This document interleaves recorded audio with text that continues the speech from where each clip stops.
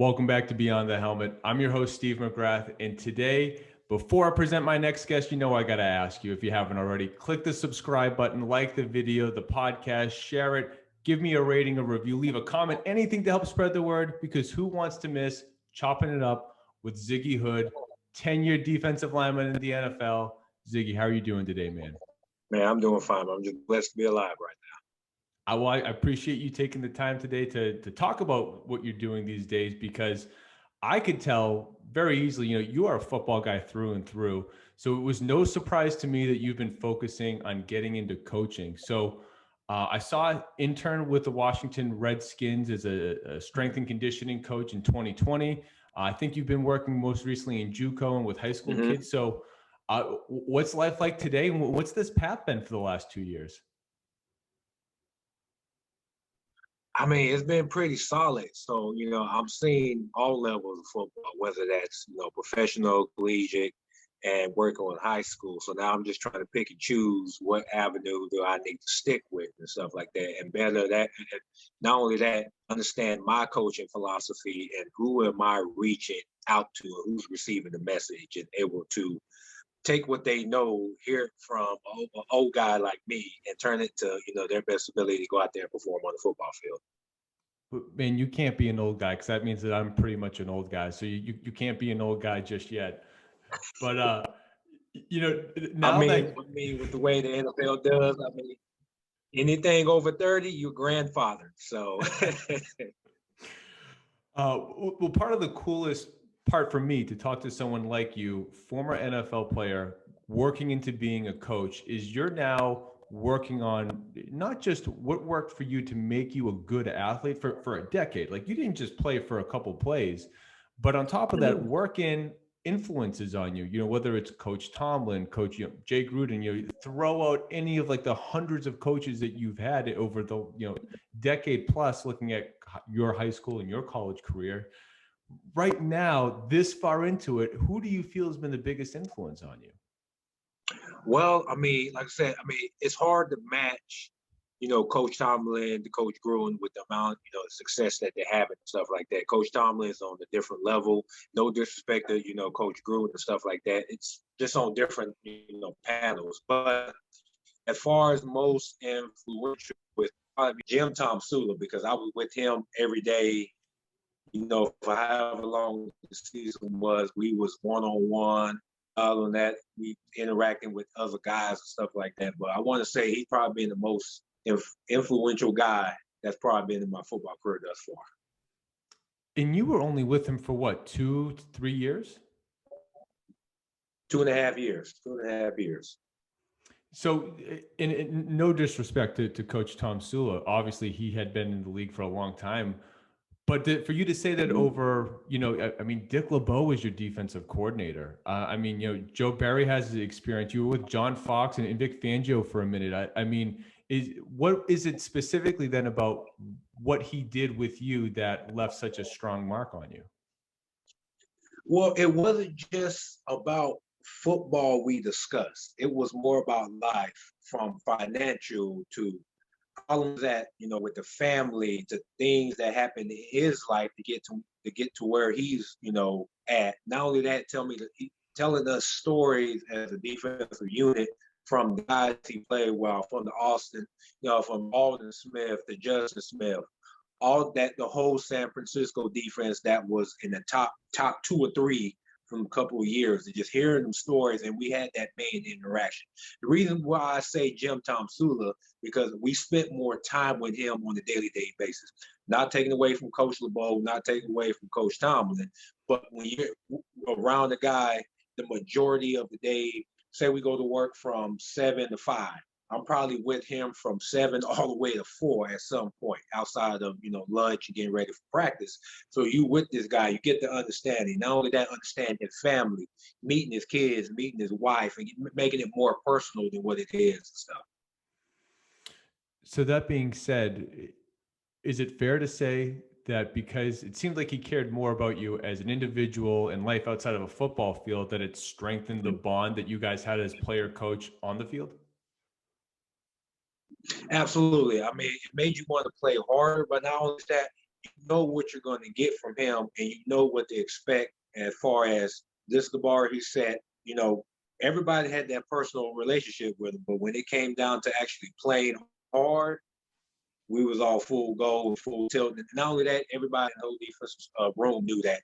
And not only that, it trickled out to the other positions, not only from linebackers, but to the cornerbacks. Everybody gravitated towards Jim Tomsula for some odd reason. Maybe it's the same reason that we did as a unit, but his aurora, his energy that he produced, because I mean, this Italian guy and the way he talks and the way he interacts with you, man, everybody just gravitated towards his energy because it put out so much positive energy on the team.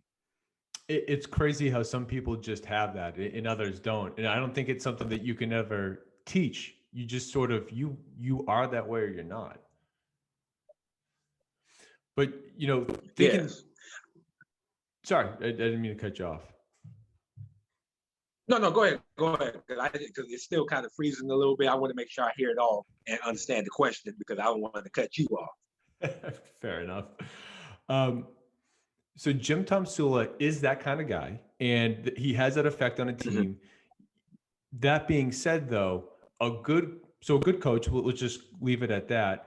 Overall, though, that those Redskins teams weren't great teams. Nothing compared to the Steelers teams that you were a part of to begin your career.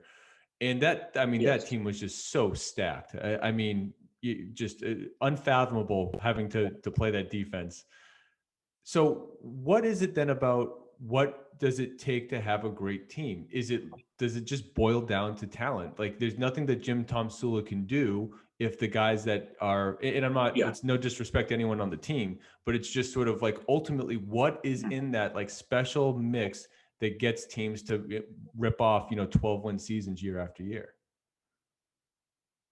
Well, I'm going to give my example for the Steelers. I think the Steelers have the greatest family-owned organization on, in the NFL from the Rooney family. It starts at the very top. Both Rooneys were in the building at pretty much all times during the day, and so you got to see them on the football field. You got to see them in the weight room, the locker room, in the meal room. So you got to interact with the whole Rooney family. When I say the whole Rooney family, kids were working training camps. Kids were helping with equipment. So it was a family-oriented based type of organization that trickled down to the front office. Front office knew what to win. They put guys in position of hiring the best professional people that they can. Not only that, it trickled down to the coaching staff, where it gave you coaches that understood the game, knowing it's a blue collar type of environment you had to be around with. And then once you got all that formulated mix, it trickled down to the players. But then you got older guys like Troy, IT, James Harrison, James Ferry, Aaron Smith, Casey Hampton, Brett Kiesel, Chris Holt, Deshae Townsend, all those guys. I'm just naming the defense. I mean, you can talk enough about the offense, but I'm just naming the defense. The guys took control of the locker room, and if there's anything that needed to be said or anybody that needed to be disciplined, the old head guys take control and make sure that it doesn't leave the locker room. And if it did get above to where anybody could handle, then they run to Coach Tomlin, and Coach Tomlin put a stop to it. But that's just how it was ran. It ran by the older guys of the team. And I think that's what makes teams more successful than the others. When you have older guys controlling the locker room, then it translates to the football field. Practice goes by smoothly. There's no mistakes. Everything is fast, up tempo. Everything is somewhat perfect. So when you get to the game, if something new happens, nobody is shaking or, looking around and blaming anybody. Yeah, leadership, right? I mean, that's what it feels like you're saying. Yes. So instead of now looking at the cast of characters of the coaches, you specifically, come in as a first-round pick. I mean, just because we're so close to the draft, I mean, do you have any thoughts looking back at your time, expectations of where you wanted to go, and what was that transition like for you to go from being this highly touted college guy to now just trying to fit in and understand your role in a new team? Well, right now it's going to be the weight of the world on these guys' shoulders that first coming in. Well, we didn't, social media wasn't really too big when I first came up, so we didn't have, that extra added on pressure. You know what I'm saying? But as time goes on, and social media is now the next, biggest thing. So guys are going to take on a lot more pressure than they expected. And for me, the last thing you want to do is to overthink everything. Take the coaching, take what you did wrong, or take what you need help improving on. Try to turn that into one of your strengths, to where in practice you're focusing on what you need to get better at. So when game time comes, you be able to react to make an adjustment if you're doing something wrong, or knowing that you can learn from mistakes or something like that. But for a young guy, I say, every day is going to be a challenge, and you're going to be tested by the older guys. But the thing is, they're going to want to test you to see how well you're going to do performing under pressure. And so if you got a good group of select men that can take you under their wing and be able to help you, I think you're going to make better strides at the game and your career prolongs. And you basically did that, because you went from being that guy to, year one, you play a little bit, year two, a little bit more, year three, though, you're a bona fide starter. And again, a great defense, a great team. So what was that, now instead of just try to get, a summer under your belt and adjust to the NFL, when you look at like a 3-year process to become that dude, what's it like for you? Do you recall, like, did you have to change any habits, physically or mentally, how you prepared? Like, how did you just level up? Well, from my experience, it was kind of difficult at first, because I came from a 4-3 defense, moved into a 3-4. So everything that I learned in college, I literally had to kind of wipe clean and start over different. This is the way to do it. This is how you need to do it. And so I went from a sprinter stance to a wide frog-like type stance. I had to gain a little bit more weight than what I was usually, accustomed to. So everything, but if I didn't have the guys of Casey Hampton, Aaron Smith, or Brett Kiesel, being an example at the time, it was going to be much more harder, difficult journey, because for me, I need a lot of reps. I need to see how it's done and how it's done correctly. So as much as you hear about some of the defensive ends like Von Miller or J.J. Watt, Aaron Smith doesn't get enough credit, same as Brett Kiesel don't get enough credit for what he did for the game, and especially what they did for our defense. Because Aaron Smith, Brett Kiesel, they was technicians out there. Chris Hope was the same. Big Casey Hampton was the same. Nick Eason was the same. Big Travis was the same. Those guys right there, you can just look at them. Okay, that's who I want to be. But what can I do in my current form that I can't do, but what can I do better than? Aaron Smith, Brett Kiesel, they both over 6'5", 6'6", can easily between 315 and 310. I'm 6'3", so I need to play what's comfortable enough for me, but not only that, perform and go out there and do well. And thing is, I cannot let this defense down, because I got Woody over here, Lamar Woodley, and I got James Harrison over there. I can't let these guys down. Or vice versa, my bad. James Harrison was on my side, Lamar Woodley was on the other side. And then I can't let these guys, I got Jane Ferrier behind me. So I can't be the weakest link of the defense. So that's always stuck in the back of my head. It's like, okay, I got to perform well because these guys are counting. Yeah. You never want to be the weakest link in the chain, particularly with pro bowlers all around you. I mean, that's a lot of pressure. But I think that, get a complete outsider perspective, that had to have helped you raise your game, right? Because the stakes in the level was so high that you pushed yourself to get there. So much so that I would say that that's probably why you get, a contract to go leave in Jacksonville.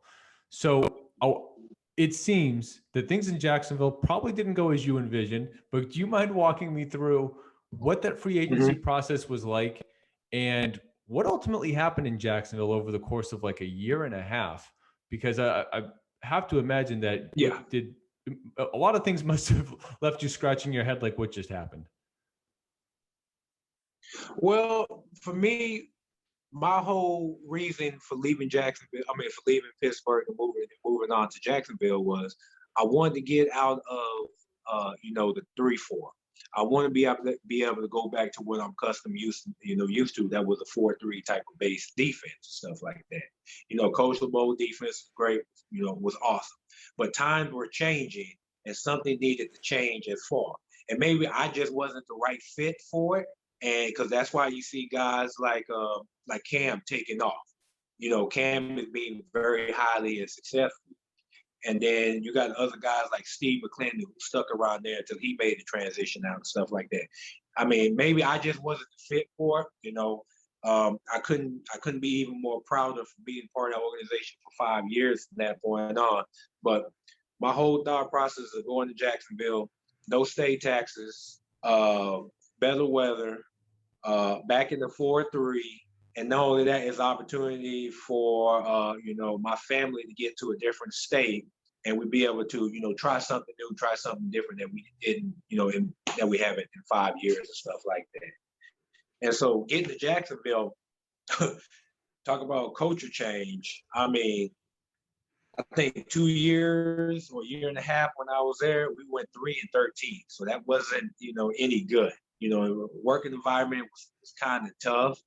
And so I was also playing behind, some Derek Marks at the time and stuff like that. So, I mean, which I had no problem. I put the team before anything else. So whatever the case may be, me and him, we had a good rotation, good communications and stuff like that. And then so my last year there, I think I was on the verge of getting released or cut anyways, because I think I was going to be a cap casualty because they was overpaying everybody. Because they did stack the defensive line with Chris Clemens, me, Big Red, Senderic. Everybody was making all types of good money at the time, and they couldn't keep us all. So, I think that was the ending result that, I became a cap casualty. And then the icing on top of the cake was I got hurt my last preseason game. So that kind of made it a little bit easier decision for him. So you basically then go from 5 years in Pittsburgh of continuing to, raise your game, get to the point where you get your free agent, opportunity to go wherever you want. And it's like in 1 year, everyone forgot about the Pittsburgh days, right? You all of a sudden now, you play a couple games for Chicago, it's like a 1 year deal with Washington. Looking back on it, did you feel like you were kind of slighted that this 1 year, the situation kind of got almost held against you, and all of a sudden there really wasn't as much of a market as you thought? Or was it something that really didn't even faze you? You just looked for whatever the next opportunity was? Well, the thing was, when you don't have a good year, especially come out of free agency, I didn't do the necessary things to put myself in position to be a high marketable type of guy. Was I good for the locker room environment? Was I good for the weight room, good for practices? Absolutely. But was I good enough to be on the football field with a certain team to be their starter? I was kind of a little hesitant, stuff like that. So I take the ownership of that, not doing what I need to do to produce the numbers in order, to put me in a situation. But on the flip side, I've done enough to keep me around a little bit longer than normally some other guys and stuff like that. Because, like I said, I put the team first at all times. I did whatever you asked. Like with Washington, for the first 2 years, I played a zero nose, and that's something I really never did. But we was in need of it, so whatever you ask of me, I would do. I try to do the best of my ability. If it wasn't perfect, absolutely not. But I try to work it to where I try to make it perfect. And it just didn't pan out the way I wanted to. But like I said, it granted me another couple of years after that. Like I said, you can look back in hindsight, shoulda, woulda, coulda, did this. But I was blessed enough to have 10 years, which, a lot of guys don't even make it past 3 or 4. So I can't complain in the position where I'm at. But I have all this knowledge that I need to give out to other guys. So when they do get put in my position, I'm able to try to point them in the right direction and learn from what mistakes that I made. And hopefully they can move well past that and become a way better player than I ever was.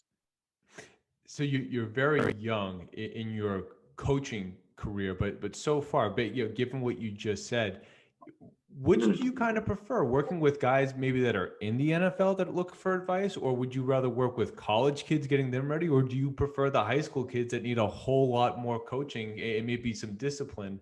Because it's just so different, those three different levels.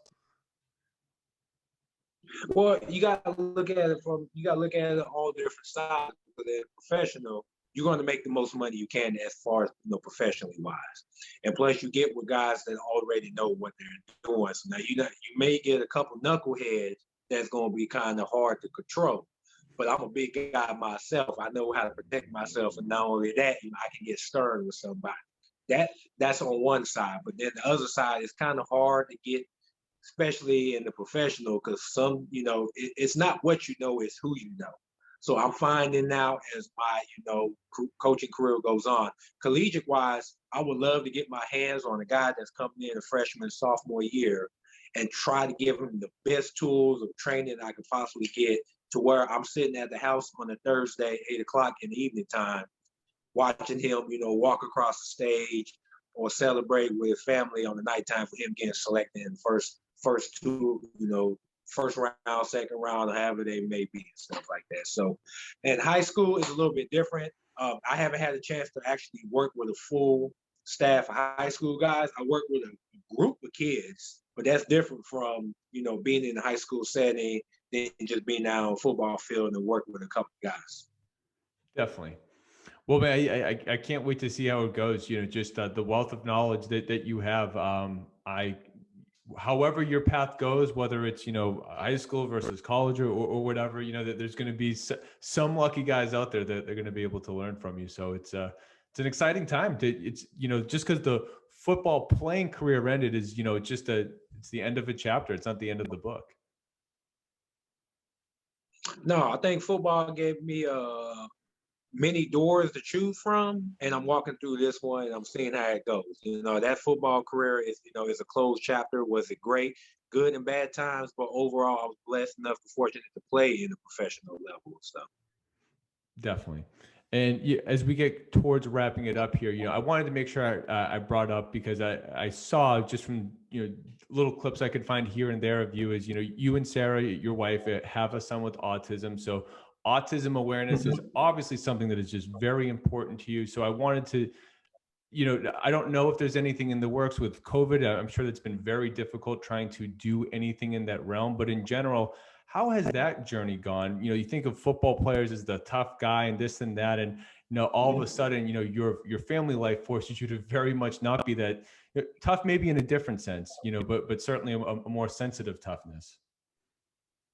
Well, I mean, you have to scale back and understand that everybody have, situations and problems that they have to deal with. And not only that, other families, are less fortunate to what we have financially and resources wise.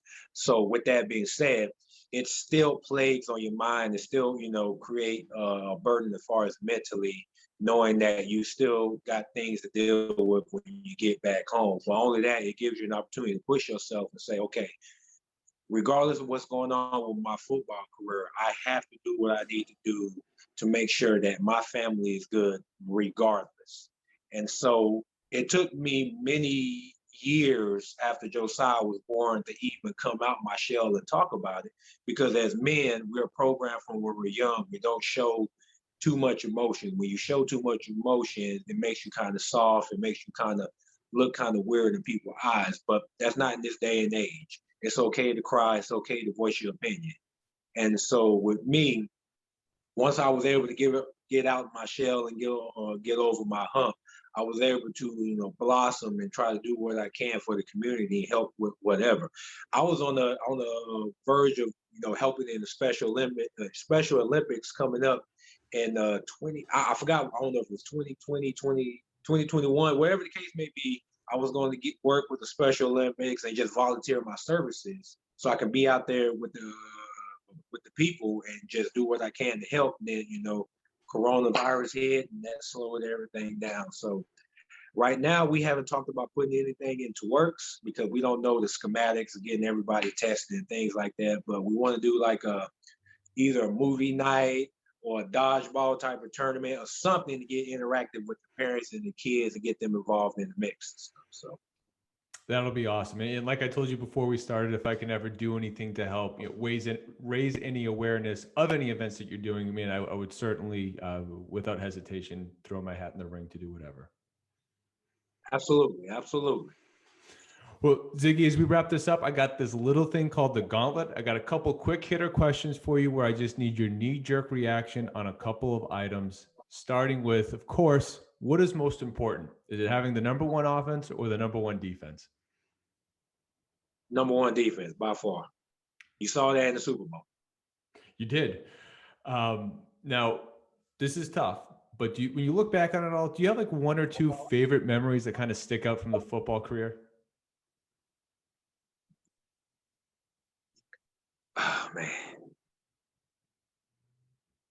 You know what? My first sack against Baltimore. It came late in the season, but my first sack and my signing bonus coming in on the following year of that March or April. Those are the two memories right there and stuff like that. Because I just want to say the first sack against Baltimore against Joe Flacco, and then that signing bonus coming in late March or early April, because I never really got to see my money because it was, direct deposit. So, out of sight, out of mind. But when they handed me a paper check of what I saw, I almost drove off the road. So like I said, those are the memories I love right there. So. That's awesome. Now, maybe it changed over the years, but did you ever have like a pregame ritual or maybe like a specific like song that you had to listen to pregame? Oh man, I always had to play Houston rapper Zero, Mo City Don. That had to be played at every game I went to in my headphones. So it's a little bit explicit for the fans, but if you get a chance to listen to it, it gets me hype. I don't know what anybody else does. So. Hey, as long as it worked for you, that's all that matters. All right. Absolutely. Players or scheme, which is most important? Scheme. It's got to be the scheme, because you can have the greatest players, but if it doesn't make sense and guys can't buy into it, it doesn't even matter. I think it's got to be the scheme of the defense. All right, fair enough. Well, man, to wrap this up, I got one more for you, and I think it's the most important. Given basically everything that we just talked about, what's the one best piece of advice that you would give to a young student athlete that looks at you and says, hey, how do I get there? Man, believe in yourself. Trust the process. Don't rush it, and just take in all the information you could possibly get. I think that's probably the best thing I needed, because even during playing, there's so much stuff you're receiving, but the more you receive, the more to calculate and actually think slowly enough to where you be able to process it and understand it a whole lot better. I think just actually taking your time, receiving as much information as possible so you can make the right decisions, because the decisions that you make today are going to affect you tomorrow. I think that's the best advice I can give you. Well, there you have it. Ziggy Hood, thank you so much for taking the time, man. And again, can't wait to see what the future holds for you. No problem. Anytime. Appreciate you.